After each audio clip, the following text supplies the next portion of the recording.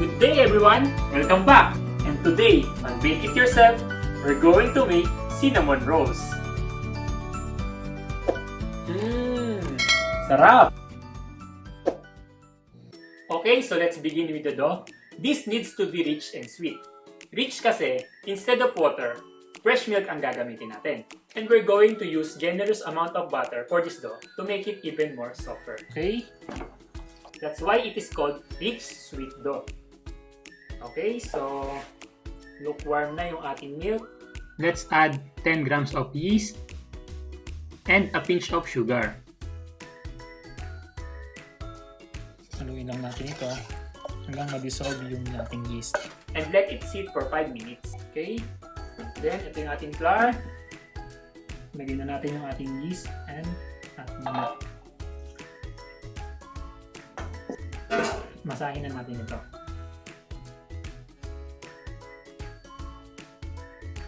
Mamasahin ito ng mabuti hanggang wala nang may iwan na dry flour na makikita or any crumb-like gaya nito. Because it causes tiny little beads in the dough. At di yun maganda dahil di natin makukuha yung well-developed and smooth dough. At i-rest natin ito ng 30 minutes to 1 hour or until mag-double in size. And don't forget to cover. And I put it in the oven. Tinurn on ko yung heat niya to 40 degrees centigrade. Okay, so dalawang klase ng cinnamon rolls yung gagawin natin. Yung isa, yung plain, at yung isa naman ay maglalagay tayo ng raisins. So, pag gumamit po kayo ng raisins para sa inyong cinnamon rolls, make sure na soak nyo yung raisins sa water. Okay, so now let's prepare our pan by simply pouring melted butter.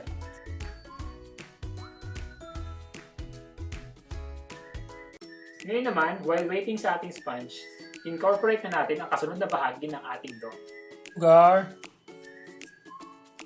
And my salt goes in. At yung butter. And the eggs. One at a time ang paglalagay dito.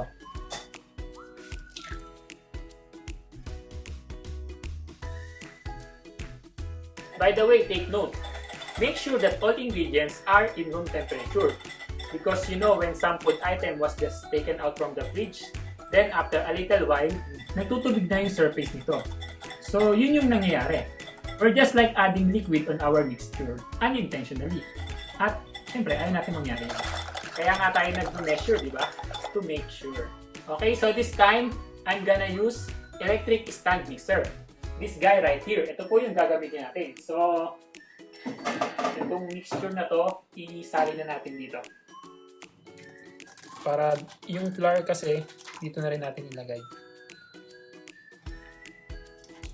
And now, yung ating flour. At haluin na natin ito. Itong paddle na rin ang gagamitin ko sa paghalo ng dough. Usually talaga, pag bread dough ang hinahalo sa stand mixer, hook yung ginagamit. But I'm using this para mabilis makahalo. At since heavy duty mixer naman to, at small amount lang ang hahaluin at malambot na dough mixture ito, di naman ito makakadamage sa mixer. Kailangan mahalo siya na wala na rin ulit na dry flour na visible.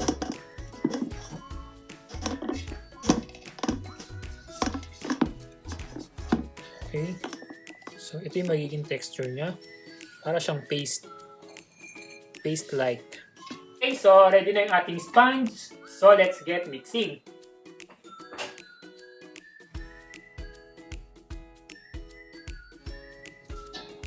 Safety cover. Switch it on. Then simulan natin sa low speed. Pag almost nag-combine na siya, then let's bring it to high speed. Until maging smooth or makinis. Pero i-check pa rin natin through window pane test. Okay na to. Now, fold lang ito ng mga 1, 2, 3, and 4. At i-roll natin ito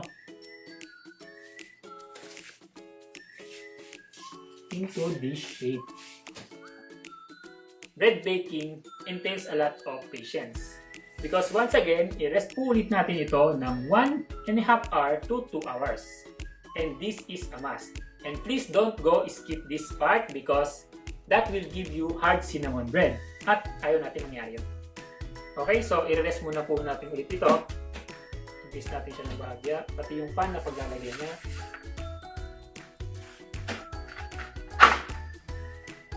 And don't forget to cover. Okay, so moving forward for our hero ingredient, cinnamon. We're just going to add 1/4 cup of pure ground cinnamon to 3/4 cup of sugar. This is a well-balanced ratio that I've ever tried. So, try nyo rin. Kailangan ma-disperse evenly yung cinnamon sa ating sugar. Smells so good.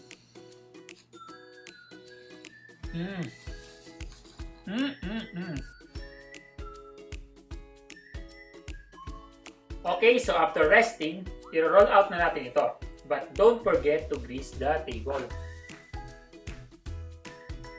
Then, transfer natin itong ating dough. Yan. At ipa-flatten natin ito. But first, hinahata ko muna ito ng pahaba. And make sure na yung aabutan ng dough ay grease. Okay? Just like that. That's the reason why kailangan well-relaxed yung dough. Dahil i-stretch out natin ito ng husto. Pag hindi well-relaxed yung dough, tapos hahatakin natin siya ng ganito, ang mangyayari sa dough ay mapupunit. Siyempre, ayaw natin mangyari yon. Kaya kailangan well-relaxed talaga yung dough. Okay?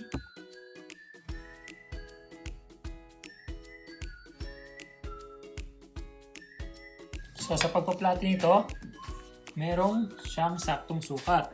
Okay, so 30 centimeters by 38 centimeters. So, yun yung certain na lapad nung gagawin natin.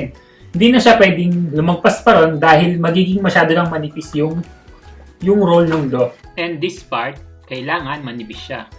Ito yung magsisilbing pinakalock ng pagkakarolyo natin. Okay, so ngayon naman ay papahiran natin to ng melted butter. Di naman masyadong makapal. This will maintain the moisture for our cinnamon roll. Also to moisten our cinnamon powder kasi galing talaga ito sa cinnamon bark. So, kahoy siya talaga. It's dried and ground.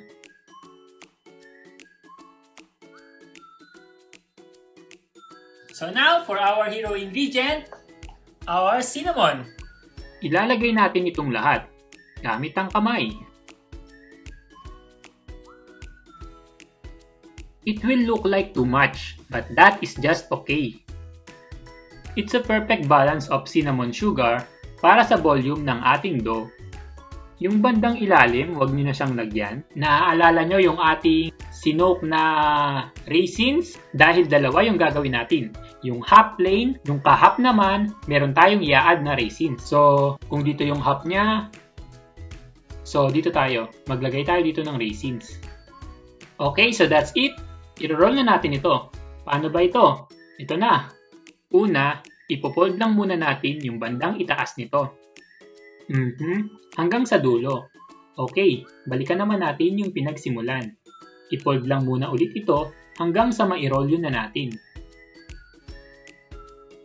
So, hindi naman kailangan na siksik siya. Just enough na hindi siya loose o maluwag.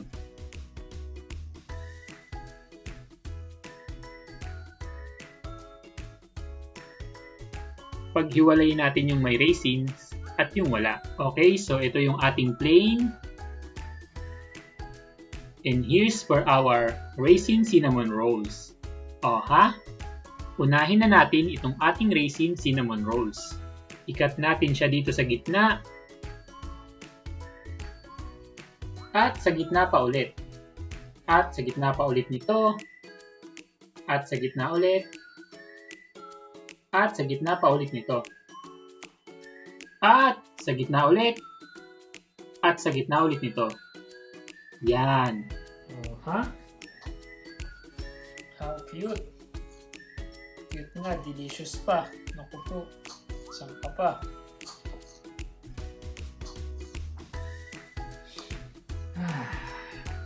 For our plain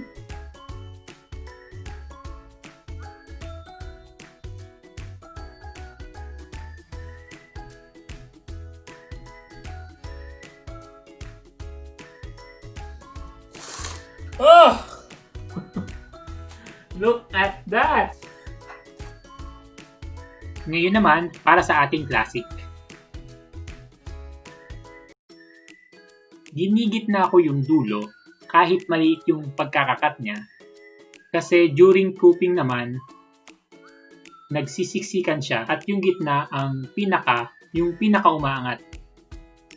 Kaya it's safer na sa gitna na lang ilagay yung pinaka tail. Both ends.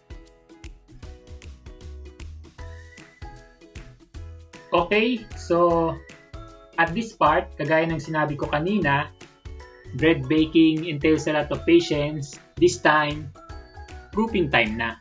Papalsahin na natin ito ng mga same 1.5 hour to 2 hours. Okay, so pahinga muna ulit tayo. Okay, so ready for baking na yung ating cinnamon rolls. Kung napansin nyo, merong umangat ng sobra, pero okay lang yan.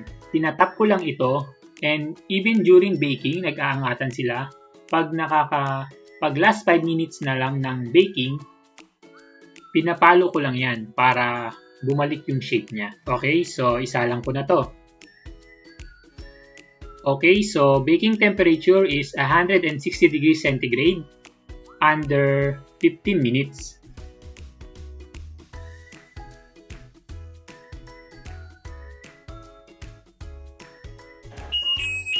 Oh, luto na!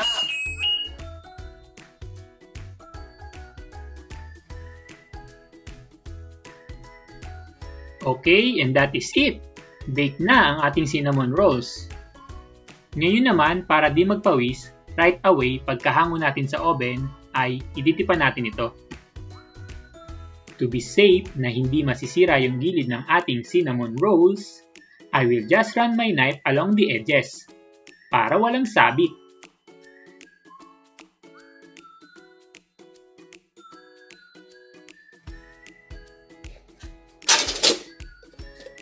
Alright.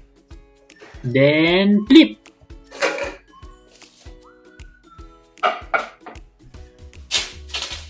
Ooh la la! Okay, and for our raisin cinnamon roll. Ta-da!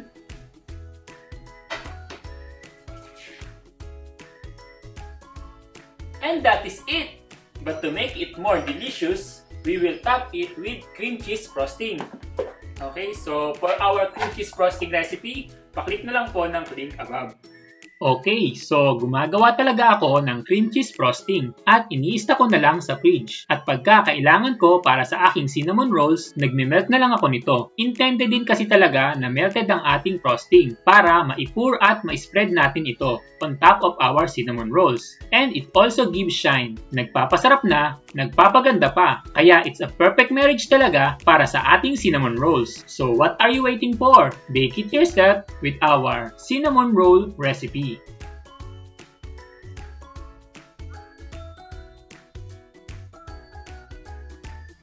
It's like putting icing on the cake.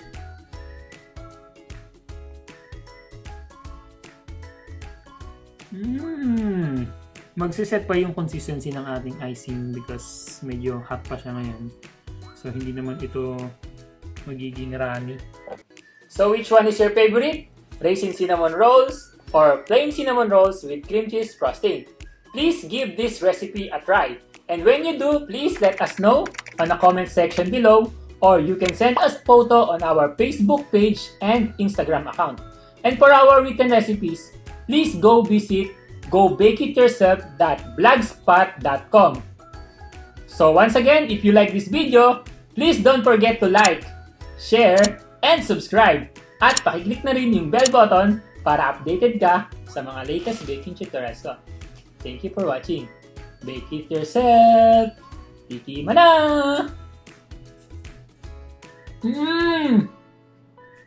Yummy!